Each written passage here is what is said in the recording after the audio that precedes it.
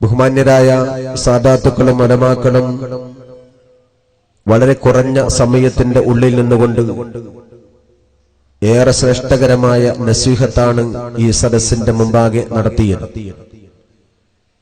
തീരെ പതിര് നഷ്ടപ്പെടുത്താത്ത വിധത്തിൽ പൂർണ്ണമായും കതിരുകൾ മാത്രം സമർപ്പിച്ചുകൊണ്ട് മഹാന്മാരുടെ സതുപദേശം ഈ മഹത്തായ റജബിന്റെ ദിവസത്തിന്റെ തുടക്കത്തിൽ തന്നെ നമുക്ക് കേൾക്കാൻ സാധിച്ചത് നമ്മളേറെ ചാരിതാർത്ഥ്യരാണ്.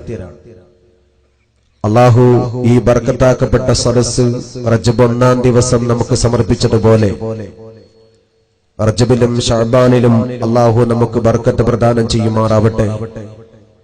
റമളാനിലേക്ക് അള്ളാഹു നമ്മെ എത്തിച്ചു തരികയും പരിശുദ്ധ ദീനിന് ഖിദ്മത്ത് ചെയ്യാൻ റമളാനിലും അള്ളാഹു നമുക്ക് തൗഫീഖ് ചെയ്യുകയും ചെയ്യുമാറാവട്ടെ. ഞാനൊരു വിശദമായ സംസാരം ഇവിടെ നടത്തണമെന്ന ഉദ്ദേശത്തോടുകൂടി അല്ല എഴുന്നേറ്റ് നിൽക്കുന്നത്. അതിമഹത്തായ ഉപദേശങ്ങളാണ് നമുക്ക് കിട്ടിയത്. ഇനിയും ഒട്ടേറെ പ്രസംഗികന്മാർ ഇവിടെ അവരുടേതായ ശൈലിയിലും അവരവരുടേതായ പാണ്ഡിത്യത്തിലും നമുക്ക് ഇൽമ പകർന്നു തരാൻ നിൽക്കുകയാണ്. ഈ പ്രഖ്യാപന സമ്മേളനം തന്നെ ഇങ്ങനെ പ്രൗഢമായിട്ടുണ്ടെങ്കിൽ ദശവാർഷിക സമ്മേളനത്തിന്റെ സമാപനം എത്രമാത്രം പ്രൗഢമാകുമെന്ന് നമുക്ക് ഊഹിക്കാവുന്നതാണ്. ഇവിടെ നിന്നങ്ങോട്ടുള്ള ദിവസങ്ങൾ ഈ സ്ഥാപനത്തെയും പരിശുദ്ധമായ ഇൽമിനെയും പ്രഭയോടെ പ്രചരിപ്പിക്കാനുള്ള ഒരു തുടക്കമായി ഇത് സ്വീകരിക്കുമാറാവട്ടെ എന്ന് ദുആ ചെയ്യുകയാണ്. നേരത്തെ ഇവിടെ പറഞ്ഞതുപോലെ സമസ്ത കേരള ജംഇയ്യത്തുൽ ഉലമയുടെ സ്ഥാപനങ്ങളിൽ ഏറെ ശ്രേഷ്ഠകരമായ തെരഞ്ഞെടുക്കപ്പെട്ട ചില സ്ഥാപനങ്ങൾ നമ്മുടെ കേരളത്തിൽ അതുപോലെ തന്നെ സമീപ സംസ്ഥാനങ്ങളിലുമായി കൊണ്ടുള്ളെങ്കിൽ അതിൽ പ്രധാനമർഹിക്കുന്നതാണ് ഒരു മഹാപണ്ഡിത തേജസ്സിന്റെ നാമധേയത്തിൽ പയ്യക്കി ഉസ്താദിന്റെ നാമത്തിൽ ഒരു സ്ഥാപനം ഇവിടെ പടുത്തുയർത്തപ്പെട്ടത്. അതിന്റെ അതേ പാരമ്പര്യത്തിൽ നിന്നുകൊണ്ടാണ് ശൈഖുനയുടെ മകനായ ബഹുമാനപ്പെട്ട മറ്റൊരു പയ്യക്കി ഉസ്താദ് ഇതിനെ നയിച്ചുകൊണ്ടിരിക്കുന്നത്. പ്രസംഗിച്ചവരും സ്വാഗത പ്രഭാഷണമടക്കമുള്ളവരും ഉദ്ഘാടന പ്രഭാഷകനും ഒക്കെ സൂചിപ്പിച്ചതുപോലെ വിനയത്തിന്റെ ആൾരൂപം എന്ന അർത്ഥം വന്ന വാക്ക്, വിനയത്തിന്റെ പര്യായം എന്ന് ചേർത്ത് വെച്ച വാക്ക് ബഹുമാനപ്പെട്ട പയ്യക്കി ഉസ്താദിലൂടെ നമ്മൾ ഈ ഇൽമിന്റെ തിരുമുറ്റത്ത് നമുക്ക് അനുഭവിക്കാൻ സാധിക്കുന്നുണ്ടെങ്കിൽ അതിന്റെ അതിശ്രേഷ്ഠകരമായ നേതൃത്വം നേരത്തെ നമ്മോട് മറഞ്ഞ് നമ്മിൽ നിന്നുകൊണ്ട് ഭൗതിക ശരീരം മറഞ്ഞു കിടക്കുന്ന മഹാനായ ശൈഖുന പയ്യക്കി ഉസ്താദുമായി ചേർത്ത് വെച്ചുകൊണ്ടാണ്. ജീവിതത്തിന്റെ ധന്യത കൊണ്ടാണ് മരണാനന്തരം പരിശുദ്ധമായ ദീനിന്റെ പ്രഭ ചൊരിയാൻ ഈ അതിമഹത്തായ ഒരു സ്ഥാപനം ഇവിടെ പടുത്തുയർത്തപ്പെടാൻ സാധിച്ചത്.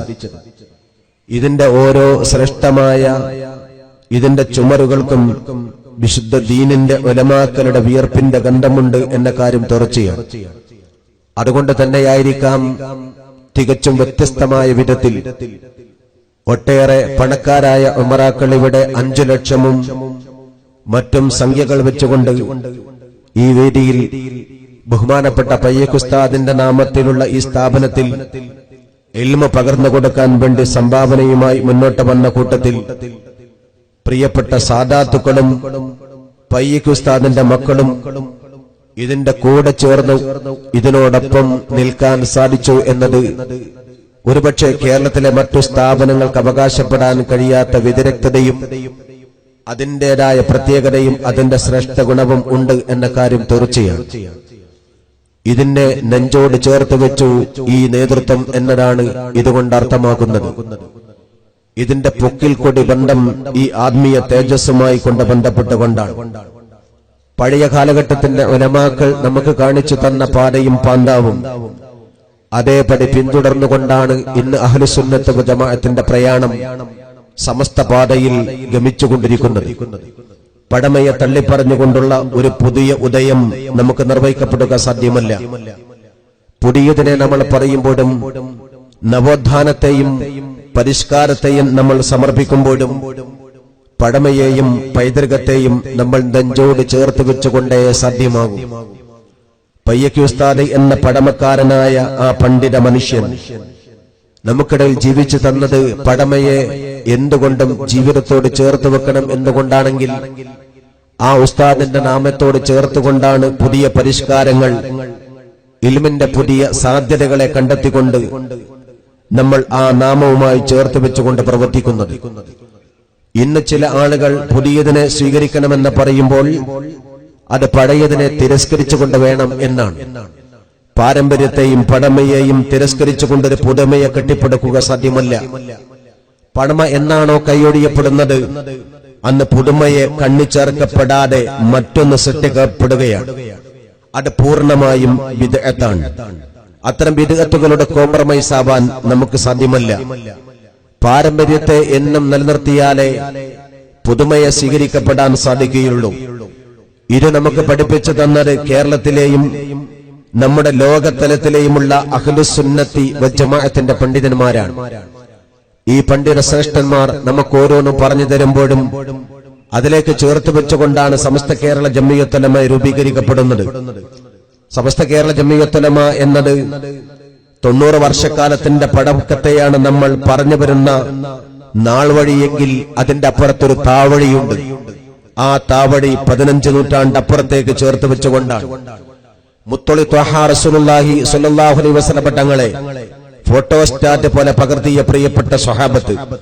പ്രിയപ്പെട്ട സ്വഹാബത്തിനെ അനുധാവനം ചെയ്തുകൊണ്ട് ജീവിക്കാൻ ജീവിതം ഒഴിഞ്ഞു വെച്ച താബികളെ അതേപടി പകർത്താൻ വേണ്ടി പിന്തുടർച്ചയിലൂടെ കടന്നുവന്ന തബഉ താബിങ്ങൾ, അതിന്റെ പാരമ്പര്യത്തെ തുടർന്നുകൊണ്ടാണ് താവടിയെ തുടർന്നുകൊണ്ട് നാൾവഴിയെ കുറിക്കപ്പെട്ടുകൊണ്ട് കേരളത്തിൽ സുന്നികൾ ഉണ്ടായത്. അതിന്റെ അപ്പുറത്ത് പുതുമയെ സ്വീകരിക്കപ്പെടുന്നവർ താവടിയെ നിഷേധിച്ചവരാണ്, പാരമ്പര്യത്തെ തകർത്തെറിഞ്ഞവരാണ്, പാരമ്പര്യത്തെയും പൈതൃകത്തെയും പുറന്തകാൽ കൊണ്ട് തട്ടിയവരാണ്. അവർക്ക് ഇസ്ലാമിന് അവകാശപ്പെടാൻ സാധ്യമല്ല. ഇസ്ലാമിന്റെ നെടുന്തൂൺ പാരമ്പര്യമാണ്, ഇസ്ലാമിന്റെ അടിത്തറ താവടിയാണ്. അതാണ് ഖൈറുൽ ഖുറൂനി ഖർനി സുമ്മല്ലദീന യലൂനഹും സുമ്മല്ലദീന യലൂനഹും എന്ന ത്വഹ റസൂലുള്ളാഹി സ്വല്ലല്ലാഹു അലൈഹി വസല്ലം തങ്ങൾ നമ്മെ പഠിപ്പിച്ചത്. ഇടമുറിയാത്ത ബന്ധം, കലർപ്പുകൾ ചേർക്കപ്പെടാത്ത ബന്ധം, ആ ബന്ധത്തിൽ നിന്നുകൊണ്ടാണ് അഹ്ലുസുന്നത്ത് വൽ ജമാഅത്ത് കെട്ടിപ്പടുക്കപ്പെട്ടത്. അതുകൊണ്ടാണ് സമസ്ത കേരള ജംഇയ്യത്തുൽ ഉലമ എന്ന പേര് ആലങ്കാരികമാണ് എന്ന് പറഞ്ഞുകൊണ്ട് മഹാനായ ശൈഖുന ശംസുൽ ഉലമ തങ്ങളെ പോലുള്ളവർ നമ്മെ പഠിപ്പിച്ചത് സമസ്ത കേരള അല്ല, സമസ്ത ലോക ജംഇയ്യത്തുൽ ഉലമയാണ്. ലോകത്ത് സമസ്തക്ക് കേരളത്തിൽ പ്രത്യേകിച്ച് പറയാനൊന്നുമില്ല. സമസ്ത ഒന്നും പുതിയതായി പറഞ്ഞിട്ടില്ല. പഴയതിനെ പ്രചരിപ്പിക്കുകയും പാരമ്പര്യത്തെ പ്രൊട്ടക്ട് ചെയ്യുകയും പുതുതലമുറക്ക് എത്തിച്ചു കൊടുക്കുകയും ചെയ്യുക എന്ന ഒരു ദൂതന്റെ പണി അതേ സമസ്തയെ ഏൽപ്പിച്ചിട്ടുള്ളൂ. സമസ്ത ആശയത്തെ നിർമ്മിക്കുന്ന സംഘടന അല്ല.